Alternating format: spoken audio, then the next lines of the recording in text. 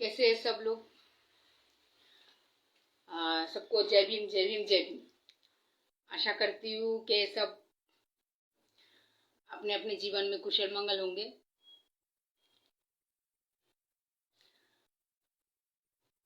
आपका फ्लैट है या आपका रूम है, मतलब आप उस फ्लैट की मालिक या उस रूम की मालिक, तो क्या आप कुछ भी कर सकते हैं? आज का विषय है।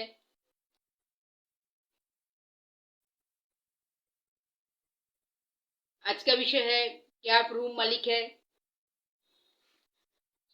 आप एक फ्लैट के मालिक है, किंतु इसके मतलब क्या है कि आपने उस फ्लैट को भाड़े पे दिया है।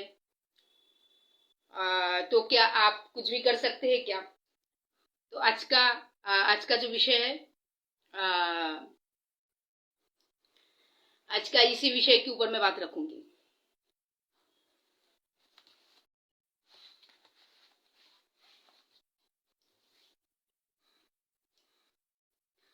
बहुत सारा ऐसा भाड़ोत्री का आज 4 दिन के अंदर 5-6 केसेस ऑफिशियली आया है मेरे पास। और सब लोगों की एक ही बात है कि रूम मालिक हमें फ्लैट दिया भाड़े पे, रेंट पे दिए, उसके बाद उनकी मन मर्जी। एक का कंप्लेन है कि कभी भी रूम मालिक जो है बिना बोले आ जाते हैं। एक का कंप्लेन है कि हैवी पे रूम देने के बाद अचानक बोलते मैं हैवी का कैंसिल करो, भाड़े पे देना है। और दूसरे के कंप्लेन है कि समय होने से पहले ही आधी रात को रूम मालिक जो है घर में आ जाते हैं और खाली करो खाली करो ये बोल के प्रेशराइज करते हैं और धमकी देते हैं। तो आज का मेरा यही विषय है। आज मैं भारतरी क्या क्राइम करते उस विषय पे दूसरा दिन आऊंगी।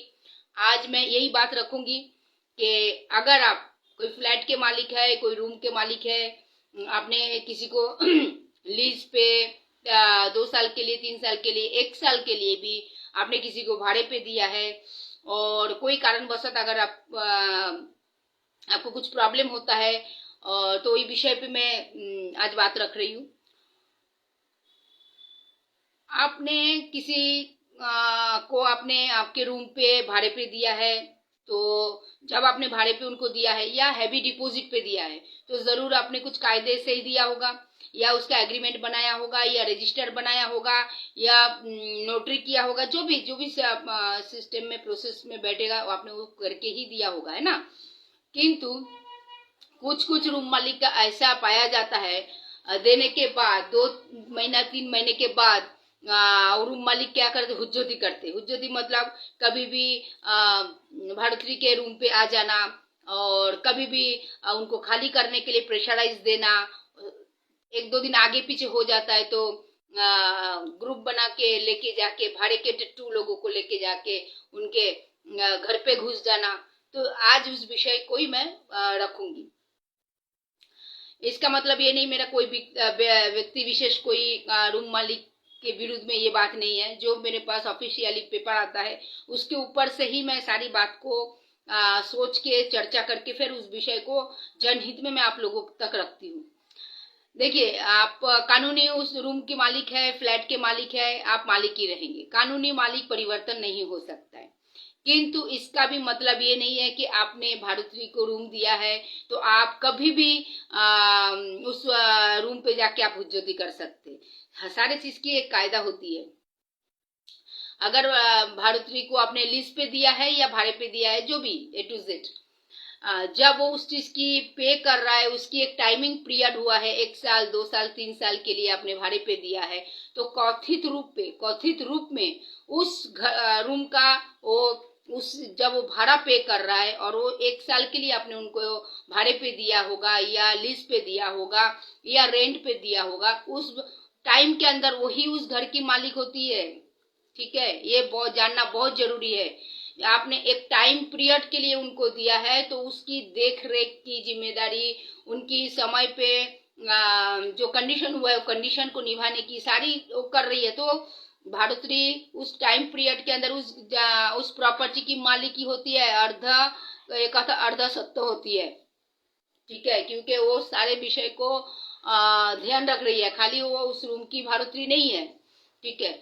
दूसरी बात होती है, समझिए आपने अगर आपने रूम या फ्लैट दे दिए, अचानक उसके बाद आप बोलते हैं 2 महीना 4 महीने के बाद, और आपने समझिए 3 साल के लिए आपने उस प्रॉपर्टी का एग्रीमेंट पे आपने दिया है, और 1 साल में ही आप उनको बोल रहे हैं कि आप खाली कर दो, मुझे अर्जेंट है, और उनको टाइम भी नहीं देंगे, आप 10 दिन का टाइम देंगे, 15 दिन का टाइम देंगे। और हो सकता है ऐसा ऐसा कुछ सिचुएशन पे है, जैसे आपसे भाड़ोत्री ने 3 साल के लिए लिया है, 2 लाख 4 लाख 5 लाख पे, जो भी आपके साथ में उनकी कंडीशन हुआ होगा, और अचानक आप मन बदल देते हैं कि नहीं, मुझे अब नहीं देने का है, मुझे अब इसको कैंसिल करना है।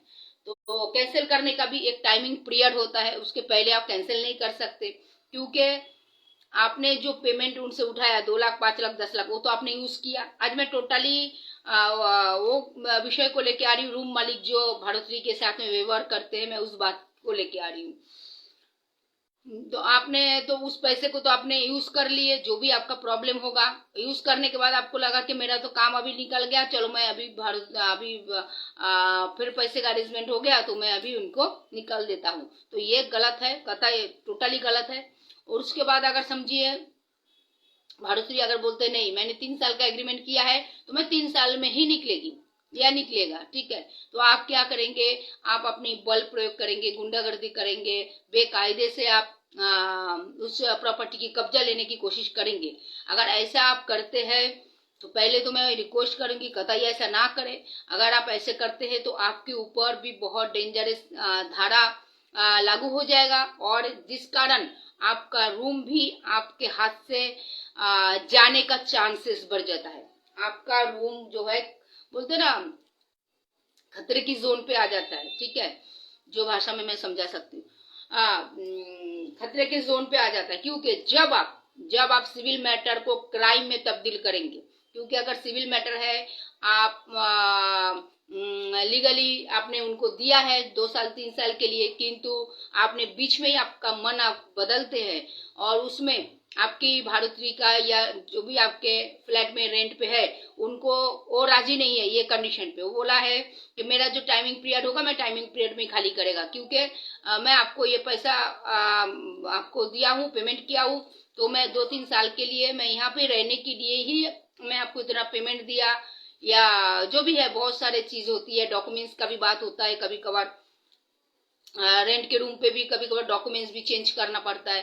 तो ये विषय से आप अभी आपका काम हो गया, या आप मनमानी करेंगे, तो पहले ही तो पहले आप फिर 3 साल का एग्रीमेंट मत बनाइए, आप साल भर का एग्रीमेंट बनाइए। साल भर अगर सच्चा भाड़ोत्री अगर सही ढंग से रहा तो आप उसको रिन्यूअल करें, अगर नहीं रहा तो 11 महीना देखते देखते निकल जाएगा, 10 महीने में आपको नोटिस देना है कि अगले महीने को आपको जो है रूम खाली करना है। किंतु ये ना करके आप 3 साल के लिए 2 साल के लिए एग्रीमेंट करेंगे, उसके बाद बीच में ही आप मन बदलेंगे कि मुझे जो है मेरा रूम चाहिए, आप अभी ये रूम खाली करो, और सामने वाला जो भाड़ोत्री रहेगा वो खाली करने को रेडी नहीं होगा। फिर आप क्या करेंगे, फिर अपना ताकत दिखा के दल बल प्रयोग करके आप वो रूम को कब्जा लेने जाएंगे, और जैसे ही आप कब्जा लेने जाएंगे आप आ जाएंगे क्राइम जोन पे। आप कितना भी रूम की 1 करोड़ फ्लैट की मालिक होने दीजिए, 2 करोड़ बंगलों की मालिक होने दीजिए, लेकिन जैसे ही आपने अपने बल प्रयोग के माध्यम से आप अपने प्रॉपर्टी को अपने पास लेना चाहेंगे, भले ही आपका ही प्रॉपर्टी है, ठीक है, आपका ही प्रॉपर्टी है, किंतु आपने जैसे बेकायदे से अपने बल प्रयोग करके अपने प्रॉपर्टी को अपने हस्तक्षेप में लेने जाएंगे, तो आपका भी प्रॉपर्टी उसी दौरान से खतरे के जोन पे आ जाएगा, ठीक है। ये बहुत चीज को बारीक से समझना है, क्योंकि विषय है एक अंडरस्टैंडिंग की, एक सिविल विषय है। उस विषय में अगर आपने क्राइम का एंट्री करवाए, तो आपके ऊपर लागू हो जाएगा बहुत सारे धारा का, सच झूठ मिला के बहुत सारा धारा होगा, बहुत सारा सच झूठ मिला के बहुत सारा धारा होगा। और दूसरी बात, इस टाइप ये धारा सब आपके ऊपर लागू हो जाएगा फटाफट, ठीक है, पंचनामा बाद में होगा, पहले ही आपके ऊपर ये धारा लागू हो जाएगा। और दूसरी बात, धारा लागू होने के साथ साथ आपका ये फ्लैट, रूम या बंगलो जो भी आपने दिया था वो चला जाएगा खतरे के जोन पे, वो चला जाएगा खतरे के जोन पे। फिर आपको कोर्ट में ही फिर मूव करना पड़ेगा, फिर कोर्ट का इंतजार करना पड़ेगा और कोर्ट से जो राय आएगा वही आपको मानना पड़ेगा। तो इसके लिए भला ही आप फ्लैट के मालिक है, बंगलों के मालिक है, करोड़ों के मालिक है, कतई आप बेकायदे से बल प्रयोग ना करें, सिस्टम से चले। अगर आपने 3 साल के लिए, 5 साल के लिए, 2 साल के लिए आपने एग्रीमेंट किया है तो एग्रीमेंट खत्म होने तक राह देखे, और अगर एग्रीमेंट खत्म होने से पहले अगर आपको उसी प्रॉपर्टी का पोजीशन चाहिए तो आपको नोटिस भेजना पड़ेगा, रिक्वेस्ट करना पड़ेगा। सामने वाला अगर उस चीज को वैकेंट करते हैं तो बहुत अच्छी बात है, नहीं तो आपको इंतजार के सिवा कोई ऑप्शन नहीं है। तो आप भला ही उस प्रॉपर्टी की मालिक है, लेकिन आप बेकायदे से बल प्रयोग कतई नहीं कर सकते, क्योंकि ये सिविल मैटर होता है। इसको आप क्राइम में तब्दील करेंगे तो आपके प्रॉपर्टी जो है खतरे की जोन पे चला जाएगा। क्यों खतरे के जोन पे इसके लिए चला जाएगा, आपके ऊपर बहुत सारा एफआईआर दर्ज हो जाएगा, आपके ऊपर 354 दर्ज हो सकता है, आपके ऊपर 376 भी दर्ज हो सकता है, आपके ऊपर रॉबरी केस दर्ज हो सकता है, आपके ऊपर जबरन घर में घुसने की केस दर्ज हो सकती है, आपके ऊपर धमकाने की केस दर्ज हो सकती है, आपके ऊपर मारपीट करने की केस दर्ज हो सकता है, आपके ऊपर जानलेवा हमला का भी केस दर्ज हो सकता है। तो इतना भारी कलम आपके ऊपर दर्ज हो सकता है और होता भी है, हो सकता है। तो इसके लिए फिर आप क्या करेंगे, आप फिर खुद को बचाएंगे कि अपने प्रॉपर्टी जो है अपने हस्तक्षेप में लेंगे। तो इसके लिए कायदे का काम कायदे से ही करें। आप कुछ भी भाड़े पे देने के पहले या लीज पे देने से पहले मन बनाइए कि 3 साल के लिए देना है कि 2 साल के लिए देना है। क्या पहले तो लीज जो होता है वो 1 साल के लिए नहीं होता, मिनिमम 3 साल के लिए होता है, 3 साल 5 साल के का ही लीज होता है। तो वो देने से पहले मन बनाइए। अगर आपने मन बना लिए, सामने वाले का भारी पेमेंट आप उठा लिए 5 लाख, 10 लाख, 2 लाख, तो यहाँ पर भी एक चीटिंग का भी मामला आपके ऊपर दर्ज हो जाएगा। आप तो बाद में प्रूफ करेंगे कि मैं भारतीय को रूम दिया हूँ, मेरा रूम की जरूरत था, वो खाली नहीं कर रहा, ये सेकेंड पार्ट में आएगा।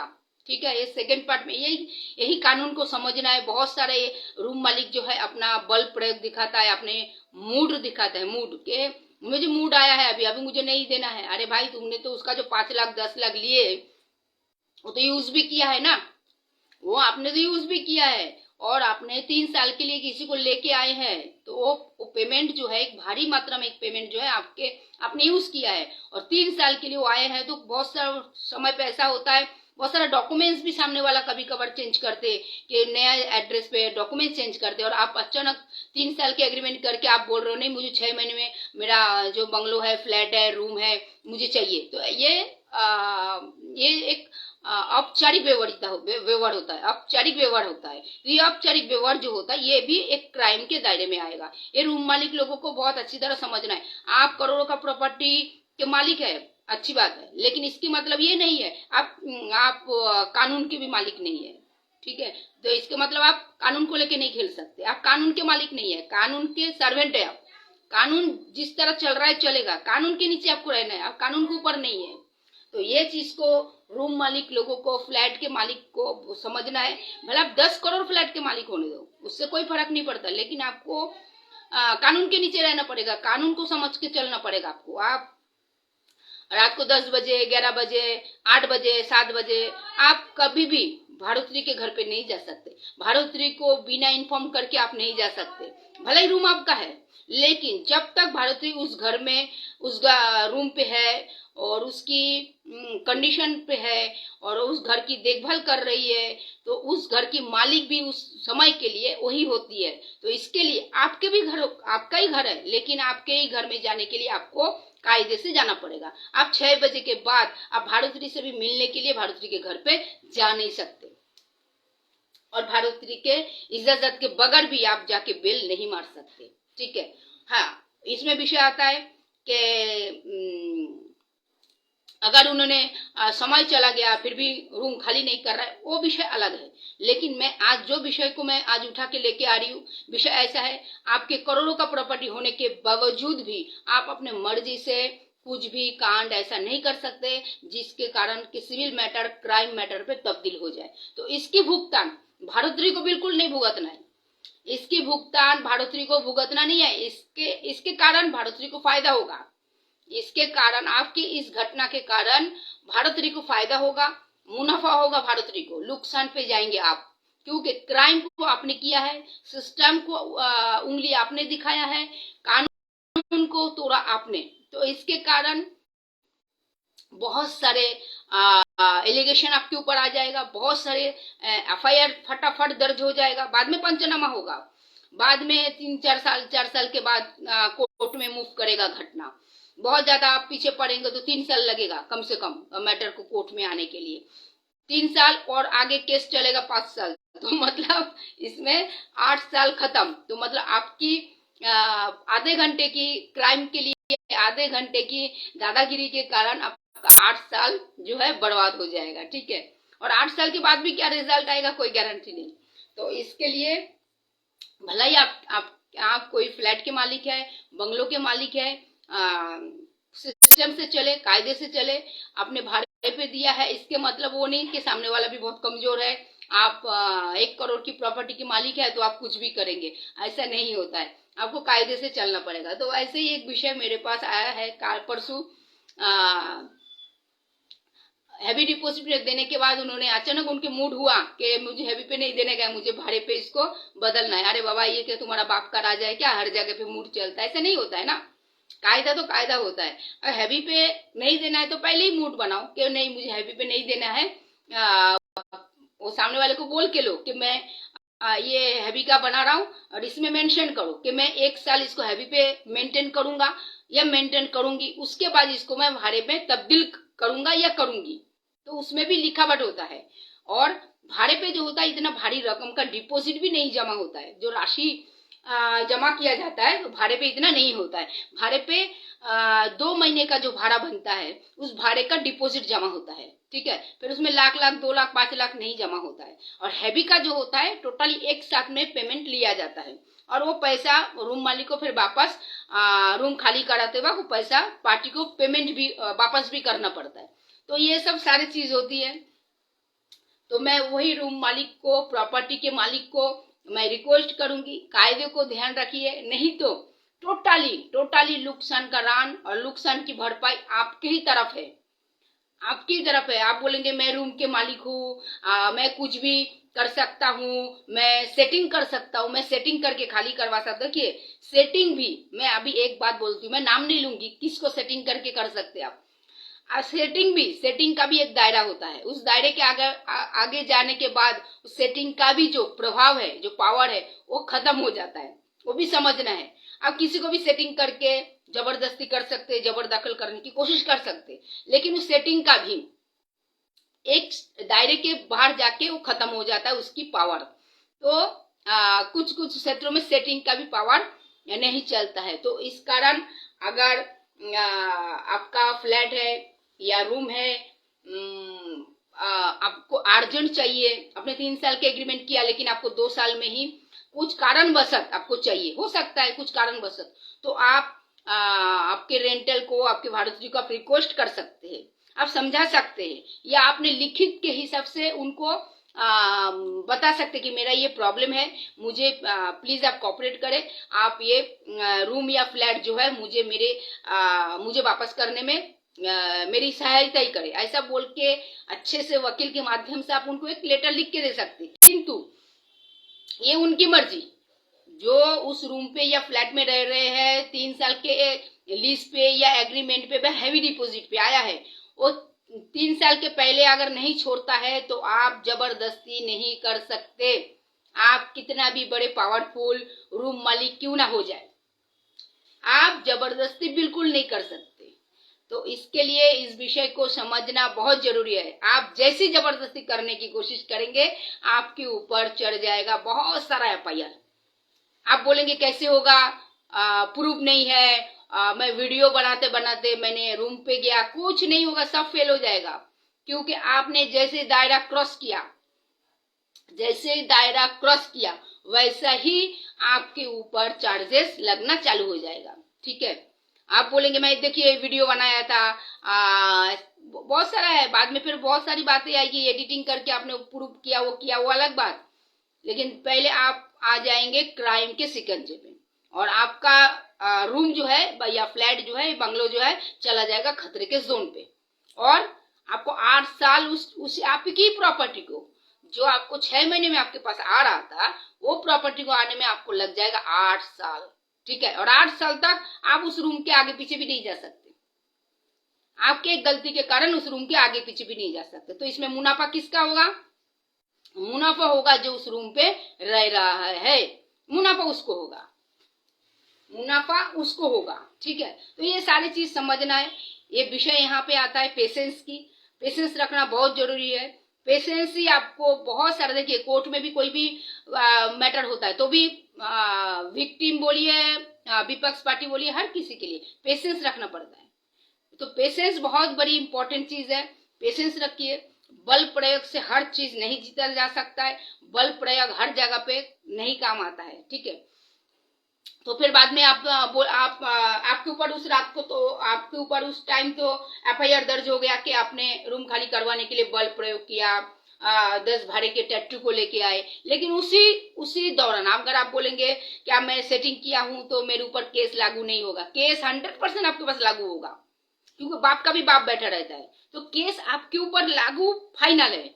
लागू के बाद ताबड़तोड़ पंचनामा शुरू हो जाएगा। पंचनामा के बाद आपको किसी ने दिमाग देगा जे जाओ चले जाओ सिविल मैटर पे कोर्ट में डाल दो, तो आप बच जाएंगे इस एफआईआर से कि मेरा रूम या फ्लैट खाली नहीं कर रहा था। तो भी आप कोई भी हालत में आपको सजा मिलने से कोई नहीं आपको बचा सकता है। सिविल मैटर अलग मैटर है, क्राइम अलग मैटर, टोटली दो पहलू है। एक सिक्के का जैसे दो पहलू होता है, सिविल मैटर और क्राइम दो एक ही सिक्के का दो पहलू है। ठीक है, ये चीज को समझना है। फिर आप खुद को बचाने के लिए, खुद को उस चीज को बढ़िया दिखाने के लिए आप सिविल मैटर डालेंगे। लेकिन उसमें भी एक विषय आएगा, आपने सिविल मैटर कब डाला? जब आपने क्राइम ऑलरेडी कर चुके, जब आपने क्राइम करने के बाद आपके ऊपर एफआईआर हो गया, उसके बाद आपने सिविल मैटर किया। ठीक है, तो ये सब विषय आता है, ये सब विषय बहुत समझना जरूरी है। आप कितने भी बड़े प्रॉपर्टी के मालिक क्यों ना हो जाए, आप कायदे से ही आपको रहना पड़ेगा। आप अपनी ताकत, अपनी बल प्रयोग नहीं दिखा सकते। और जो लोग चिल्लाते हैं कि मैं सेटिंग के माध्यम से, देखिए मैं बार बार बोलती हूँ, सेटिंग का भी एक दायरा होता है। इस दायरे के बाहर जाके सेटिंग का भी पावर जो है नष्ट हो जाता है। तो इसके लिए सेटिंग के ऊपर डिपेंड करके क्राइम को पैदा ना करे, क्राइम ना करे। अगर आपको इस टाइप में आपकी प्रॉपर्टी को चाहिए तो आप रिक्वेस्ट कर सकते हैं। एक रिक्वेस्ट लेटर भी आप वकील के माध्यम से भारतीय को दे सकते हैं। ये उनकी मर्जी कि उन्होंने फिर आपके इंसानियत के खातिर आपसे वो चीज की क्या बोलते हैं अंडरस्टैंडिंग करे या ना करे। ठीक है, लेकिन अगर समय जाने के बाद अगर वो नहीं खाली कर रहा है तो वो अलग प्रोसेस, मैं उस विषय पे आज नहीं आऊंगी। फिर तो उस भारतश्री का भी खैर नहीं, वो मैं और दूसरे टॉपिक पे आऊंगी कि अगर समय हो जाने के बाद भी अगर भारतश्री अगर जानबूझ के प्लानिंग के माफिक अगर आपका प्रॉपर्टी आपको हस्तांतर नहीं कर रहा है तो इनके लिए भी क्या साझा का उपलब्ध है, वो मैं और दूसरी कोई वीडियो में आऊंगी। आज मेरा जो विषय है कि आप रूम मालिक है, आप उस प्रॉपर्टी करोड़ों प्रॉपर्टी की करोड़ों रुपए के मालिक है, लेकिन फिर भी आप कायदे के नीचे ही है, कायदे के दास है, कायदे के सर्वेंट है। आप कायदे को अपने हाथ में नहीं ले सकते। ठीक है, आप 6 बजे के बाद भारतश्री के रूम पे बिना भारतश्री के इजाजत से आप उनके घर में नहीं जा सकते, भले आपके रूम है। बहुत सारा ऐसा रूम मालिक को बोलते मैं सुनती हूँ मेरा रूम है मैं कभी भी जा सकता हूँ। बिल्कुल नहीं। जिस दिन से आपका एग्रीमेंट भारतश्री के साथ हो गया, आप शाम को 6 बजे के बाद भारतश्री के घर पे एंट्री नहीं कर सकते। और अगर आपको जाना है तो उनके परमिशन लेके ही आपको जाना पड़ेगा, और हमेशा भी आपको उनकी परमिशन से ही जाना पड़ेगा, भले ही आपका रूम है। आप बिना परमिशन के भारतश्री के रूम पे भी नहीं जा सकते, नंबर 1। नंबर 2, अगर आपने 2 साल 3 साल 5 साल के लिए एग्रीमेंट पे दे दिया है, उसके पहले ही अगर आपको आपकी प्रॉपर्टी आपने कब्जे में चाहिए, वापस चाहिए, तो आपको रिक्वेस्ट लेटर डालना पड़ेगा। रिक्वेस्ट लेटर, मैं बार बार बोल रही हूँ, ऑर्डर लेटर नहीं। ऑर्डर आप नहीं कर सकते, रिक्वेस्ट लेटर आपको डालना पड़ेगा। उस रिक्वेस्ट लेटर पे अगर सामने वाला मानता है तो ठीक है, नहीं मानता है फिर आप कुछ भी नहीं कर सकते, आपको समय का इंतजार करना पड़ेगा। जैसे समय खत्म होगा वो समय पर निकल जाएंगे, समय का इंतजार करना पड़ेगा। लेकिन आप समय का इंतजार नहीं करते, फिर आप अपना बल प्रयोग करेंगे तो टोटली रॉन्ग प्लेटफॉर्म पे आप आ जाएंगे और आपके ऊपर हो जाएगा नाना रूप की एफआईआर का धारा लगना चालू नहीं, तुरंत लगेगा। आधे घंटे में फटाफट आपके ऊपर कलम लगना चालू हो जाएगा। फिर बाद में पंचनामा होगा, और आपकी इस गलती के कारण, आपकी इस दादागिरी के कारण टोटली फायदा हो जाएगा किसको? भारतरी को। टोटली फायदा भारतरी को होगा। और आपके इस 10 मिनट, आधा घंटा, 1 घंटे की बदमाशी के कारण आपको 8 साल 7 साल आपको कोर्ट में चक्कर लगाना पड़ेगा। अभी फिर प्रॉपर्टी तो आपको कोर्ट के माध्यम से ही लेना पड़ेगा। तो इसके लिए कतई ऐसा गलती ना करे, पेशेंस रखे। फिर भी अगर भाड़े पे या लीज पे देने से पहले अगर उस प्रॉपर्टी आपको चाहिए तो रिक्वेस्ट लेटर के माध्यम से ही आपको करना पड़ेगा, या आप भले पुलिस प्रशासन तो इसमें नहीं पड़ सकता, सिविल मैटर है, फिर भी पुलिस प्रशासन को भी आप जाके मिलके एक रिक्वेस्ट कर सकते हैं। तो दोनों पार्टी को कभी कभार होता है, ये प्रशासन भी कभी कभार दोनों पार्टी को बिठा के समझा देते हैं। कोई पुलिस स्टेशन पर समझा देता है, लेकिन ये तो उनका राइट नहीं है कि सिविल मैटर पे एंट्री करने का। लेकिन फिर भी कभी कभार हो जाता है कि लफड़ा ना हो आगे, चलो ठीक है हम समझा देते हैं। तो एक इंसानियत के खातिर भी कभी कभी प्रशासन इस विषय को ध्यान में रखते हैं। लेकिन मैं बार बार एक चीज को बोल रही, जो मैं आज मेरे पास 3 मैटर ऐसा आया है 4-5 दिन के अंदर। रूम मालिक ने अपना मर्जी जो है चलाया है। तो देखिए, आप कितना भी करोड़ों का मालिक है, आप कानून के सर्वेंट हैं, कानून के नीचे दबे हुए हैं, कानून आपका मालिक है, ठीक है। तो इसके लिए कानून को ठेंगा मत दिखाइए और क्राइम को पैदा मत कीजिए, सिस्टम से चलिए तो आपका भी प्रॉपर्टी बच जाएगा। और अगर आप ऐसा हथकंडी अपनाएंगे तो आपका प्रॉपर्टी आपसे दूर जाएगा। जैसे मेरे पास, मैं बोला अभी एक मैटर आया, हैवी पे दिया, हैवी पे देने के बाद 5 महीने के बाद रूम मालिक आके बोलता हैवी कैंसिल, मैं अभी भाड़े पे तब्दील करेगा। और गलती ये कर दिया, भाड़े पे तब्दील किया तो भाड़े का एग्रीमेंट बनाना चाहिए, लेकिन सामने वाला भाड़े का एग्रीमेंट नहीं बनाया और वही हैवी डिपॉजिट वाला एग्रीमेंट रख दिया। तो इसमें कहीं ना कहीं पे रूम मालिक बहुत बड़ी मुसीबत में आ सकती है, खतरे में आ सकती है। और यहाँ तक कि खाली रूम मालिक नहीं, उनकी जो प्रॉपर्टी है वो भी खतरे में है। तो कायदे का काम बारीक से कायदे से करे। भला ही वकील को आपको 200-500 देना पड़े, लेकिन वकील के माध्यम से कायदे से पूरी पेपर वर्क करवाइए, ठीक है। तो मेरा आज का यही विषय रहा कि आप कितना भी रूम के मालिक हो जाए, कितना भी प्रॉपर्टी के मालिक हो जाए, आप बेकायदे से नहीं कर सकते, आपको कायदे से ही सारे प्रोसेस को करना पड़ेगा।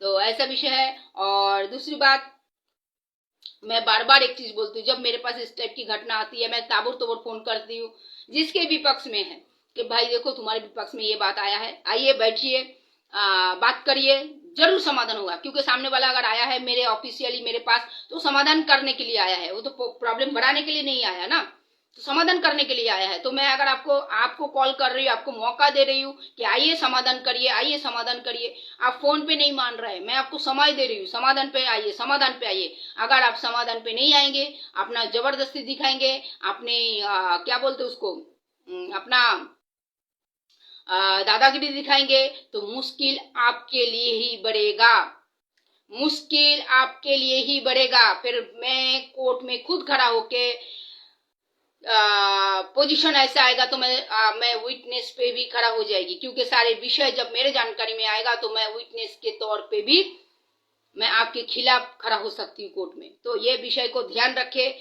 अगर समाधान का मौका मिलता है, समाधान के रास्ते पे कुछ समाधान हो सकता है तो समाधान करिए, और नहीं तो फिर विषय को जटिल होने में समय नहीं लगेगा। तो इसके लिए मैं बार बार आज मैं वो रूम मालिक के लिए, वो फ्लैट के मालिक के लिए, वो बंगलों के मालिक के लिए मैं आज ये अच्छा मैसेज छोड़ी हूँ। मुझे लगता है समझने वाले को इशारा काफी है, तो मैं वो विषय को आज मैं उठा के लेके आई। आप कितना भी प्रॉपर्टी के मालिक होने दो, आप अपने मर्जी से बल प्रयोग करके भारतरी को निकालने की कोई अथॉरिटी आपके पास नहीं है। अगर अब इसको आप अथॉरिटी मानते हैं, इसको आप कायदा मानते हैं, तो फिर कायदा भी आपको कायदा सिखा देगा, ठीक है। आपके ऊपर तो इतना डेंजरस कलम, आपने कुछ भी सामान को नहीं हाथ लगाया, आपने, मैं मानता हूँ आपने कुछ भी सामान को चोरी नहीं किया, आपका महत उद्देश्य होता कोई चोरी वोरी नहीं करने का, आपको रूम खाली कराने का था, आपका कोई उद्देश्य नहीं था घर की जो महिलाएं हैं बच्चे हैं उनके साथ में बदतमीजी करने का। किंतु अगर आपने उस दायरे को पार कर लिया तो ये सारी चार्जेस आपके ऊपर लग जाएगा, सारी चार्जेस। पहले तो लगेगा रॉबरी का केस, जिसमें बिल्कुल बेल नहीं मिलने का कोई चांस नहीं है, रॉबरी का केस लगेगा। फिर लगेगा 354 का केस लगेगा, ठीक है, बिना बांग, क्योंकि आपने छेड़छाड़ किया बिना, ऐसा तो आप घुसे और कोई आपको रूम खाली करके दिया है तो हो नहीं सकता है, तो जरूर वहां पे हाथापाई हुआ होगा, हाँ, झपटा झपटी हुआ होगा। घर में तो हर किसी घर में ज्यादा नहीं, एक दो महिला तो रहती है, ये केस आपके ऊपर लग जाएगा। और कपड़ा बिपड़ा फाड़ने का भी कलम आपके ऊपर लग जाएगा। दूसरा, आपके ऊपर मारपीट का सेक्शन लग जाएगा। तीसरा, घर में जबरन घुसने की आपके ऊपर कलम दर्ज हो जाएगा, ठीक है, बहुत सारा कलम, लगाने में कुछ नहीं है, फटाफट लग जाएगा आपके ऊपर। फिर उस चीज को क्लियर करके बाहर आने में फिर आपको पसीना छूट जाएगा, क्योंकि क्राइम आपने शुरू किया था। वो जो भारतीय है वो अपनी जगह पे था, वो अपने जगह पे था, आप दूसरे के दायरे पे एंट्री किए थे। भले ही आप रूम के मालिक है, भले ही उस प्रॉपर्टी के आप मालिक है, लेकिन जब तक आपने 5 साल के लिए 3 साल के लिए भाड़े पे या लीज पे दिया है, तब उस जगह के मालिक वही भारतीय है। ये विषय को आपको समझना है। और अभी तो कायदा का भी बहुत सारा रूप बदल हुआ है। अगर कोई प्रॉपर्टी 7 साल अगर किसी ने देखभाल कर लिया तो फिर छोड़ दीजिए, उसका स्टोरी भी अलग हिसाब किताब चालू हो जाता है। तो प्लीज और प्लीज, आप रूम के मालिक है, बंगलों के मालिक है, करोड़ों प्रॉपर्टी के मालिक है, लेकिन कायदे में रहिए, कानून को फॉलो कीजिए, संविधान को फॉलो कीजिए। दादागिरी पे उतरेंगे तो आपके प्रॉपर्टी भी जो है खतरे के जोन पे जाएगा, और आपके पूरी लाइफ भी जो है खतरे के जोन पे जाएगा, ठीक है। और 7-8 साल और आगे आपको दौड़ना पड़ेगा। तो इस चीज से बचने के लिए थोड़ा सा पेशेंस और कायदा, ये दोनों चीज को आपको संभालना है। तो मैं आशा करती हूँ आज मैं जो बात लेके आई, जो वार्ता लेके आई हूँ, रूम मालिक लोगों को, मतलब ऐसा हर रूम मालिक नहीं ऐसा करता है, जिसमें थोड़ा सा ज्यादा चर्बी आ जाता है, जिसमें थोड़ा सा समय से पहले जिनके पास पैसा ज्यादा आ जाता है, तो वही रूम मालिक ऐसा करता है। क्योंकि आपने अगर 10-20 लोगों को लेके गए तो मुफ्त में तो कोई गया नहीं ना। और साथ में और एक बात मैं बोल देती हूँ, मैं एक बात छूट रहा था, और एक बात बोलती हूँ, खाली इसमें रूम मालिक नहीं, साथ में जो शागिर्द लोग रहेंगे ना, जो जाएंगे उस टाइम घर में, उनके ऊपर भी FIR दर्ज होता है, और सेम कलम उनके ऊपर भी लागू होता है, सेम कलम उनके ऊपर भी लागू होता है। तो ये नॉन वेलेबल सेक्शन है। रॉबरी का केस जो है वो नॉन वेलेबल सेक्शन है। 354 वेलेबल है, लेकिन अगर आपके ऊपर रॉबरी का केस दर्ज होता है, ठीक है, घर में घुस के जबरन घर में घुसना और रॉबरी का केस, ये नॉन वेलेबल सेक्शन है। नॉन वेलेबल सेक्शन के साथ में अगर 354 केस दर्ज हो गया तो 354 में उसका कुछ वैल्यू उसमें नहीं रहता है कि आपको 354 में आपको बेल मिले, क्योंकि उसके पहले आपके ऊपर लगा है नॉन वेलेबल सेक्शन, मतलब घर फोड़ी। तो ये समझना बहुत जरूरी है, ठीक है, ये समझना बहुत। 452 नॉन रॉबरी का केस होता है 452, तो ये बहुत समझना आपको जरूरी है, बहुत जरूरी है, क्योंकि हमारे संविधान बनाया ही गया है ऐसे, बारीक बारीक से बनाया गया है, बारीक बारीक से बनाया गया है, ठीक है। तो इसके लिए पेशेंस रखिए और संविधान को फॉलो कीजिए, सब सही होगा। तो बस यही बात आज रखने के लिए मैं आई थी। और जैसे मैं बोला, मेरे पास एक मैटर आया है अभी विशेष, मतलब 3 मैटर में एक मैटर ऐसा है जिसको मैंने बहुत अच्छी तरह से कवर किया है। उस विषय में ऐसा है कि देखिए, हर बात तो हर कूटनीति की चाल तो और हर कूटनीति के प्लान जो काम करते हुए, मैं जो कूटनीति की शब्द यूज करती हूँ, कूटनीति का मतलब होता है सुख नीति, ठीक है, जो राजनीति में बहुत प्रयोग होता है कूटनीति का, लेकिन मैं मेरे विक्टिम को न्याय दिलाने के लिए मैं कूटनीति का ही प्रयोग करती हूँ। तो विषय ऐसा है, एक मैटर जो मेरे पास आया है कि हैवी डिपॉजिट वाला, और हैवी डिपॉजिट का मैटर जो ऐसा है, हैवी डिपॉजिट देने के बाद ही रूम मालिक का मूड हुआ कि मैं भाड़े पे तब्दील करेगा। आप देखिए उस रूम मालिक का मैं क्या हर्ष करने वाला हूँ, ठीक है। खुश रहिए और आशा करती हूँ, जो मैं आज मैसेज दिया बहुत अच्छे से मैसेज दिया, और मैं सबको बोलती हूँ, मैं भलाई मैं विक्टिम की बात सुनती हूँ, भलाई मैं अर्जदार के सुनती हूँ, मैं आपका भी सुनती हूँ, और मैं जगह पे बैठ कर आपको फोन देती हूँ और बार बार एक ही बात बोलती हूँ, कॉपरेट करिए, कॉपरेट करिए, कॉपरेट करिए, कॉपरेट करिए। मैं क्या बोलते हैं, गुंडागर्दी नहीं करती हूँ, 10 लोगों को लेके आपके सामने मिलती नहीं हूँ। इसके मतलब ये नहीं है कि आप अपने मर्जी से ठेंगा दिखाएंगे और इस विषय को खींचेंगे। जितना खींचेंगे नुकसान आपको उठाना पड़ेगा, ठीक है, नुकसान आपको ही उठाना पड़ेगा। अगर समाधान का रास्ता मिला है तो समाधान पे आइए, समाधान का रास्ता मिला है तो समाधान पे आइए। मैं बार बार एक चीज बोलती हूँ, मेरे पास आए हुए अर्जदार, मेरे पास आए हुए विक्टिम का अगर मैंने काम लिया, मुझे अगर नहीं समझ में आएगा तो मैं उनकी काम नहीं लेगी। मैं पहले बोलती हूँ, मेरे जैसे कल रात को 11 बजे एक मीटिंग हुआ, मेरे को समझ में नहीं आया, मैं डिटेल टोटली मना किया, आई एम सॉरी, नहीं होगा मुझसे, तो मैं उनका फेसबुक लाइव भी नहीं लेगा और उनका मैं काम भी नहीं लेगा। लेकिन मुझे अगर समझ में आएगा मुझे इसका काम लेना है, उनको इस प्रॉब्लम से मुझे निकालना है, तो मैं कुछ भी टेक्निक अप्लाई करेगी, मैं मेरे विक्टिम के साथ ही खड़ी रहेगी, और कितना भी समय लगेगा मैं मेरे विक्टिम को जीता के ही लेके आएगी, मैं मेरे विक्टिम को जीता के ही लेके आएगी। तो ये चीज बहुत अच्छे से समझना है। मैंने अगर किसी का कोई विक्टिम का काम लिया है तो जरूर मुझे कुछ समझ में आया होगा कि वो सच होगा, वो सही होगा, वो राइट होगा, तो ही। देखिए, हर इंसान में ऊंच नीच होता है, हर इंसान में थोड़ा बहुत प्रॉब्लम रहता ही है, हर इंसान में। लेकिन उस विषय को लेके एकदम बहुत सारा बतंगर बनाना भी ठीक बात नहीं है। अगर मौका मिलता है समाधान के रास्ते पे उतरने की, तो समाधान पे उतरिए और समाधान करिए। आप कोर्ट में भी जाएंगे, 8 साल 10 साल लड़ाई करेंगे, तो भी आपको एक समय पे आके नतीजे पे ही पहुंचना है, नतीजे पे ही पहुंचना है। तो अगर आपको कोई मध्यस्तर होके, कोई मिडिल होके अगर आपका समाधान को करवा रहा है, तो आपको भी थोड़ा आगे आके समाधान के रास्ते पे आना है। इसमें समय भी आपका बचेगा और एनर्जी आपका बचेगा, और आपका आर्थिक नुकसान भी नहीं होगा, क्योंकि आपको अगर 7 साल 8 साल दौड़ोगे तो आपको आर्थिक नुकसान भी होगा, ये भी बात है। लेकिन खैर वो बात अलग है, आर्थिक नुकसान का भी बात अलग है। कोर्ट में से बहुत टाइम मुआवजा भी मिलता है, वो खैर वो बात अलग है, वो विषय अलग है। लेकिन मैंने आज क्या बात रखा, आज मैं टोटली प्रॉपर्टी की मालिक होने के बावजूद भी आप गैर कानूनी तौर से जबरदस्ती नहीं कर सकते रेंटल के साथ में। ये विषय को आपको ध्यान रखना है, ये विषय को आपको मानना है, और इस विषय को आपको समझना है, तो ही फिर आपके जो प्रॉपर्टी और आप खतरे के जोन से बाहर रहेंगे। तो खुश रहिए। जय भीम, जय संविधान, जय संविधान, जय भीम, जय भीम, जय संविधान। अच्छा, और एक बात मैं जाते जाते एक छोटा बात बोल देती हूँ। कुछ लोग हैं जो कहीं से भी होने दीजिए, जानबूझ के मेरे ऊपर थोड़ा छोटा छोटा पत्थर फेंकने की कोशिश कर रहा है, तो मैं उन लोगों के लिए मैं एक छोटा सा बात बोल देती हूँ। मेरे पास समय नहीं है कि मैं इस विषय के ऊपर ध्यान देके आपके विरुद्ध में मैं कुछ करूं, लेकिन आपका ही फेंका हुआ पत्थर से मैं आप ही को ही वार करूंगी, तैयार रहिएगा, क्योंकि ये खोपड़ी जो है एक क्रिमिनल का खोपड़ी है।